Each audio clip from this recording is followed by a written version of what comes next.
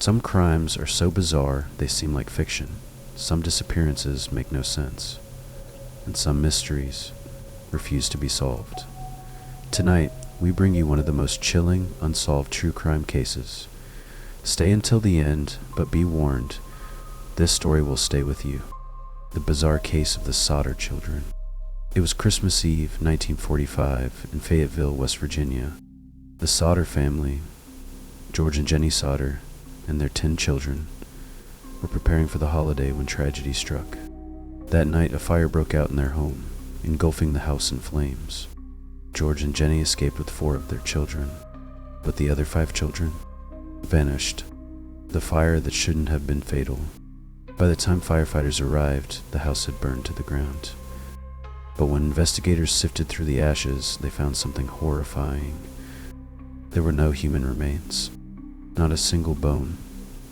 Not a single fragment of the 5 missing children. Experts later said that a fire of that size couldn't have completely destroyed human bones. So where were they? Had they burned beyond recognition? Or were they never in the fire at all? Strange clues and chilling theories. The Sodders never believed their children died in the fire. And the more they searched, the more suspicious the case became.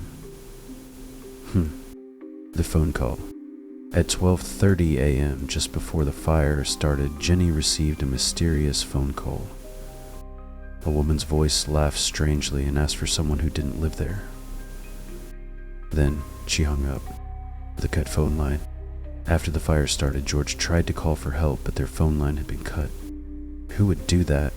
The missing ladder. George always kept a ladder outside the house. He planned to use it to rescue his children from the upper floors. But that night, the ladder was missing. The unmarked truck.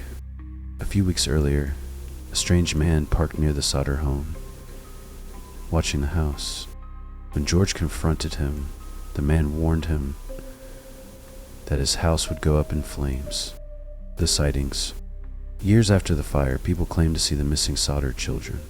One woman swore she saw them at a hotel. Another said they were in the custody of a mysterious group.